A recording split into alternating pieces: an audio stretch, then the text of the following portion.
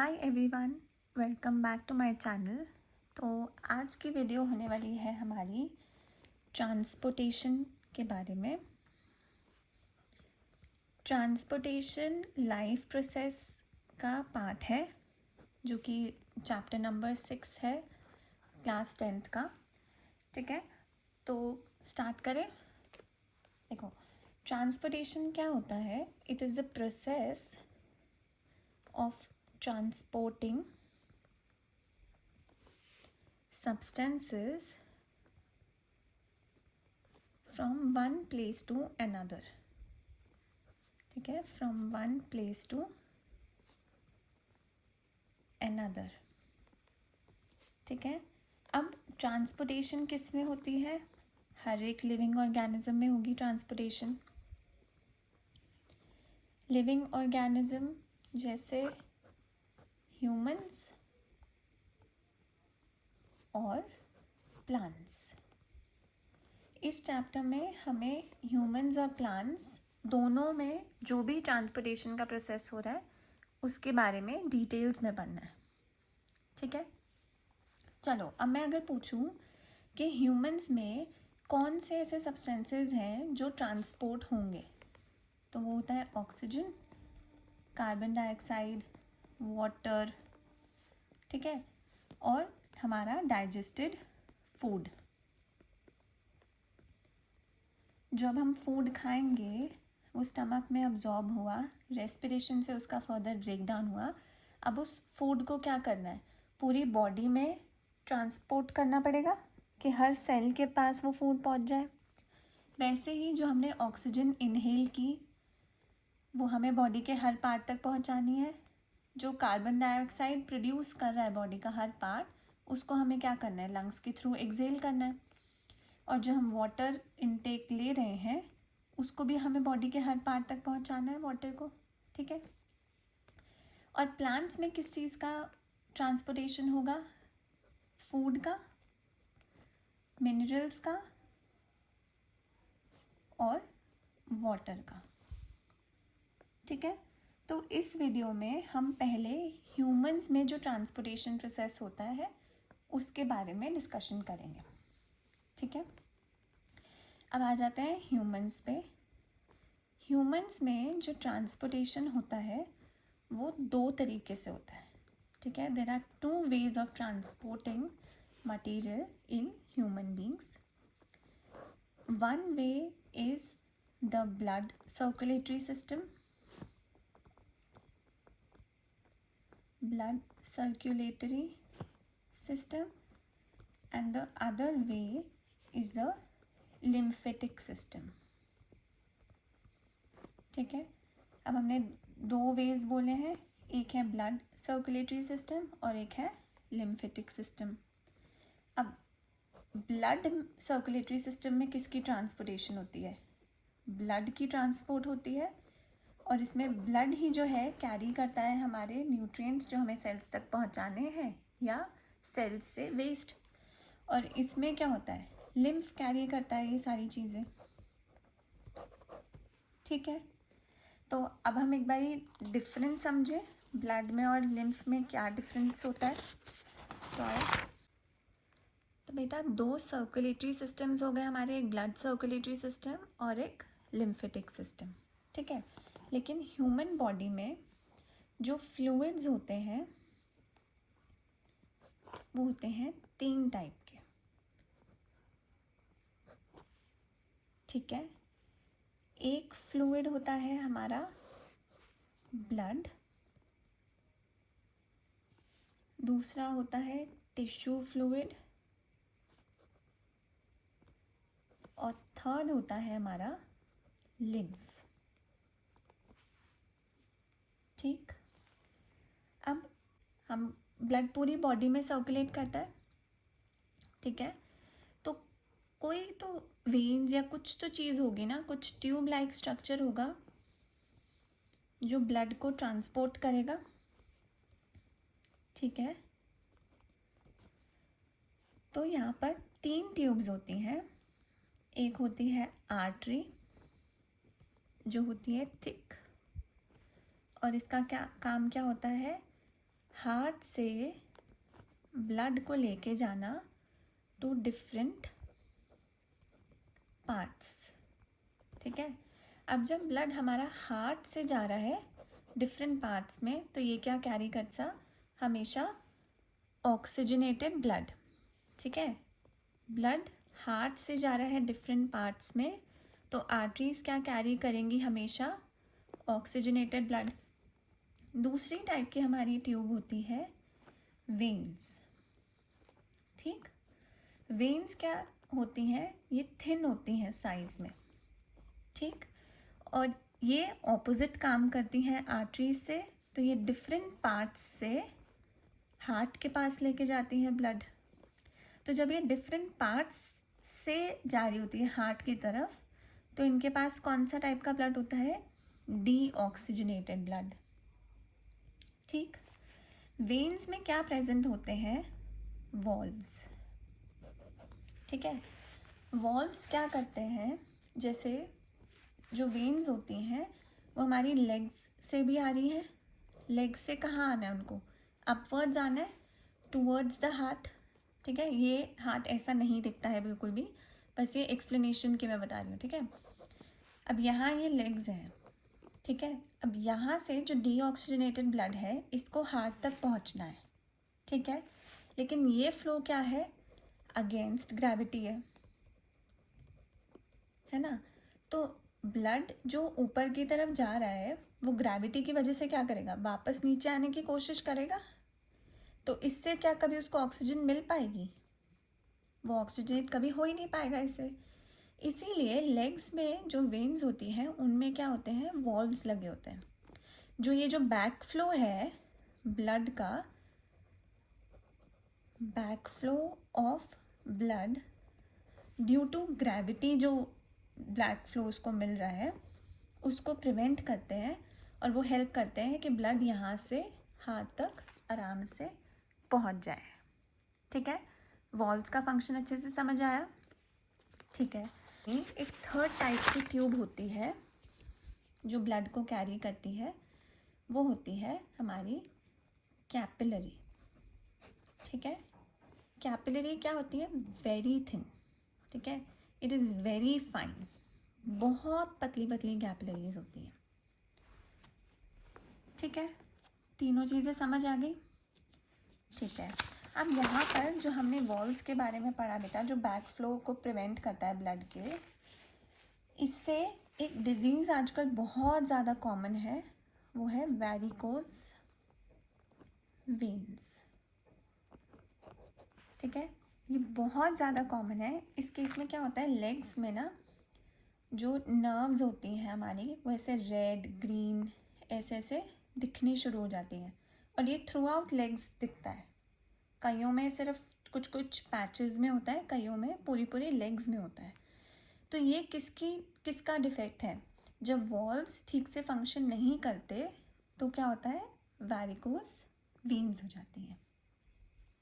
ठीक, अब हम आते हैं अपने नेक्स्ट फ्लूइड जो कि है टिश्यू फ्लूइड पे। तो यहाँ पर मैं हेडिंग डाल रही हूँ टिश्यू फ्लूइड। टिश्यू फ्लूइड क्या होता है बेटा, एक ऐसा फ्लूइड जो बहुत सारे सेल्स को सराउंड करे। सेल्स, मेनी सेल्स हैं ये, इनको सराउंड करे। ठीक है, अब हम यहाँ पे बोल रहे हैं कि टिश्यू फ्लूइड वो फ्लूइड है जो बहुत सारे सेल्स को सराउंड करे, और यहाँ हम लिख रहे हैं टिश्यू, यहाँ सेल्स यहाँ टिश्यू। तो ये क्या हुआ, मैंने आपको पहले समझाया था, जब बहुत सारे सेल्स आपस में कंबाइन करते हैं तब क्या बनता है, टिश्यू। ठीक है, when many cells they combine together they result in formation of a tissue which is specialized to perform a specific function।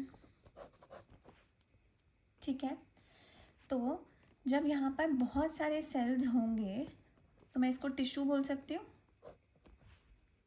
ठीक है, तो हम यही चीज़ बोल रहे हैं, ऐसा फ्लूइड जो सराउंड करता है बहुत सारे सेल्स को, उसको हम बोलते हैं टिश्यू फ्लूइड। ठीक है, टिश्यू फ्लूइड का काम क्या होता है, जब ये सेल्स के आसपास है, ठीक है, यहाँ पे for example tissue fluid present है। अब इस फ्लूइड में अगर कोई भी ऑक्सीजन है या कुछ भी फूड मटेरियल है तो वो क्या करेगा, सेल को दे देगा। और सेल के पास जितना भी वेस्ट है, waste in the form of CO2, ठीक है, वो क्या करेगा, सेल से अपने अंदर ले लेगा। ठीक, ऐसे ही सब सेल्स के साथ एक्सचेंज हो जाएगा, उनको जो सेल की रिक्वायरमेंट है वो फिल कर देगा और वापस जो उनका वेस्ट है वो अपने अंदर ले लेगा। ठीक है, समझ आया? तो टिश्यू फ्लूइड का काम क्या है, हर सेल तक उसकी नेसेसिटी पहुंचाना। Okay, now coming to the third fluid which is the lymph. ये बहुत इम्पॉर्टेंट है और बहुत बच्चों को इसमें बहुत कन्फ्यूजन्स रहती हैं। ठीक है, तो इसको थोड़ा सिंप्लीफाई करके धीरे धीरे पढ़ेंगे। लिम्फ क्या होता है, एक कलरलेस फ्लूइड है। ठीक है, ब्लड क्या था, ब्लड हमें पता है ब्लड किस कलर का होता है, रेड कलर का होता है। अभी ब्लड के बारे में हमें और डिस्कशन करना है, अभी तो हमने बेसिक चीज़ें बताई हैं बस। ठीक है, तो ब्लड था हमारा, ब्लड में रेड कलर था, और लिम्फ में क्या है हमारा, लिम्फ है हमारा कलरलेस फ्लूइड है। ठीक है, अब लिम्फ भी एक सिस्टम फॉर्म करता है अपना। उस सिस्टम में क्या है, लिम्फेटिक वेसल्स हैं, लिम्फेटिक नोड्स हैं। ठीक है, अब लिम्फ, ऐसे लिम्फ में क्या है, लिम्फ का है यूनी डायरेक्शनल फ्लो, वो एक ही डायरेक्शन में काम करेगा।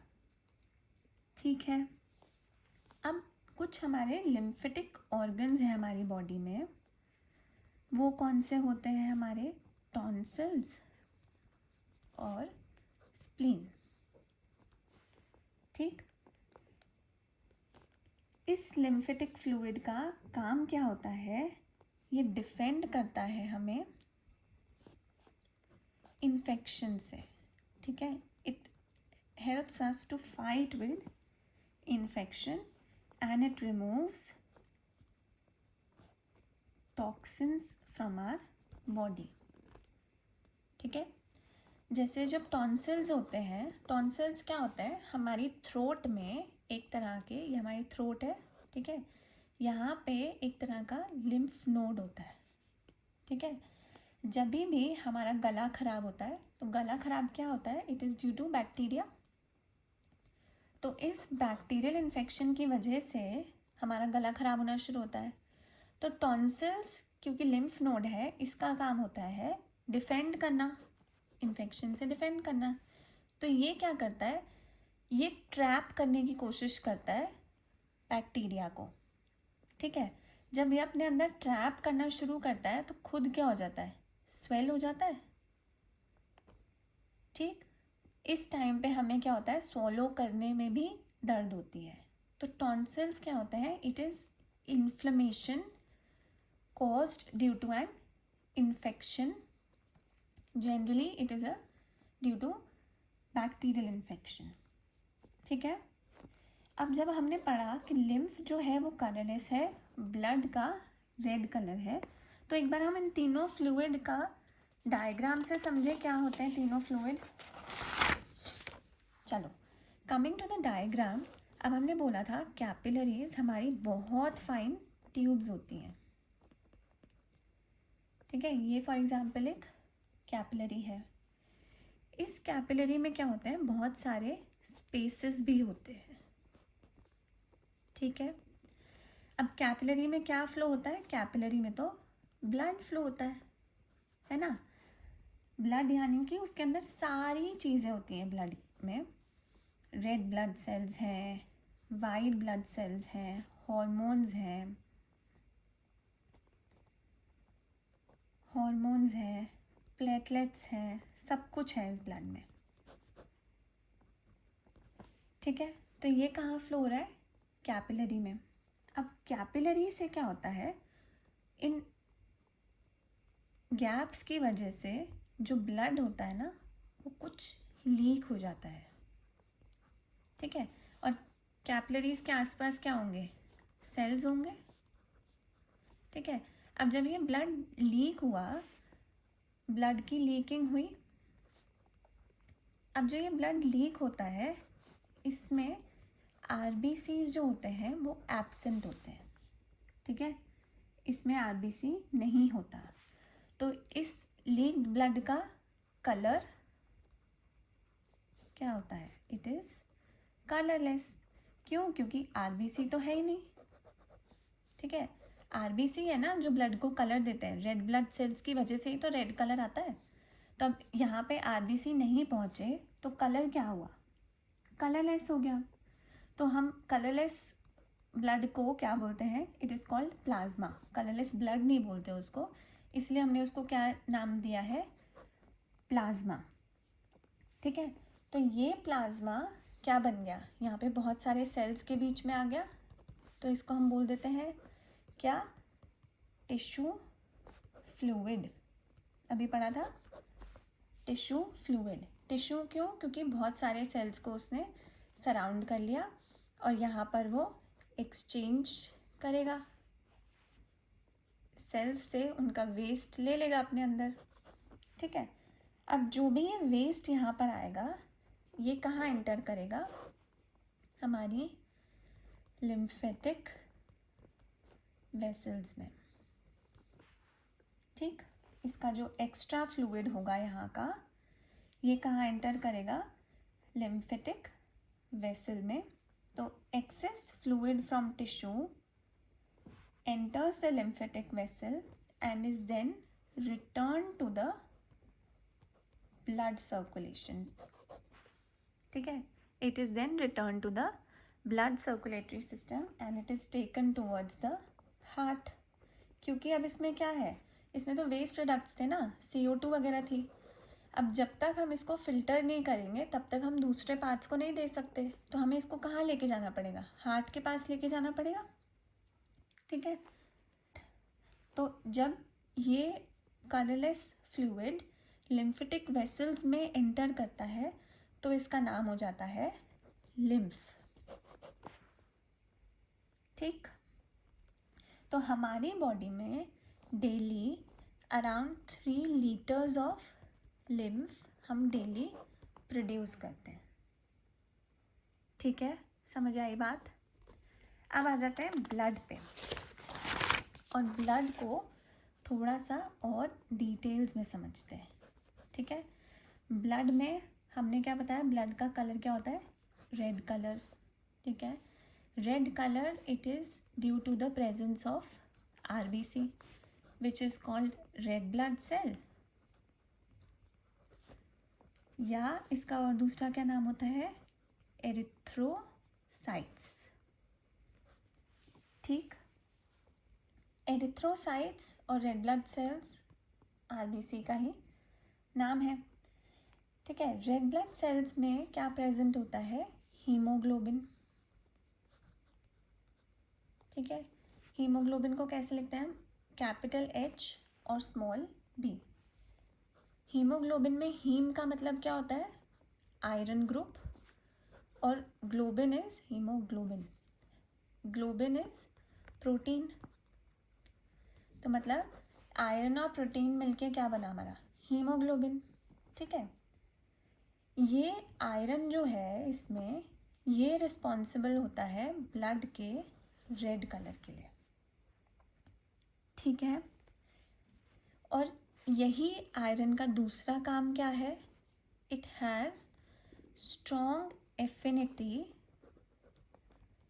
टूवर्ड्स ऑक्सीजन, ठीक है।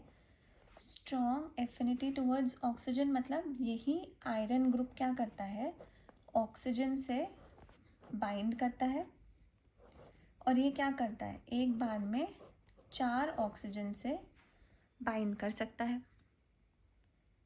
ठीक है। तो हमारे ब्लड का जो रेड कलर है वो डायरेक्ट आरबीसी की वजह से नहीं है, आरबीसी में जो हीमोग्लोबिन प्रेजेंट है उसके आयरन की वजह से हमारा कलर क्या है, रेड है। अब ये रेड भी क्या हो सकता है, ये 2 तरह का होता है, एक होता है ब्राइट रेड और एक होता है डार्क रेड। ठीक है, ब्राइट रेड कब होता है? जब ब्लड ऑक्सीजनेटेड हो, तब उसका कलर कैसा होगा? Bright red. और जब ब्लड डी ऑक्सीजनेटेड होता है तो उसका कलर कैसा होगा? Dark red. तो याद कैसे करना है बेटा? D for dark, D for D oxygenated. ठीक है, अब हमारे ब्लड की पीएच क्या होती है? ब्लड की पीएच इज़ 7.4। ठीक है, it is close to neutral और थोड़ा सा बेसिक साइड पे ही आ जाता है एक तरह से। ठीक है, और जैसे हमने बोला था लिम्फ हमारी बॉडी में 3 लीटर्स प्रोड्यूस होता है। ब्लड हमारी बॉडी में कितना होता है? It is 5 to 6 litres. ठीक है, तो ये हमारा डिस्कशन किस पे था? हमारे फ्लूइड्स ऑफ बॉडी पे।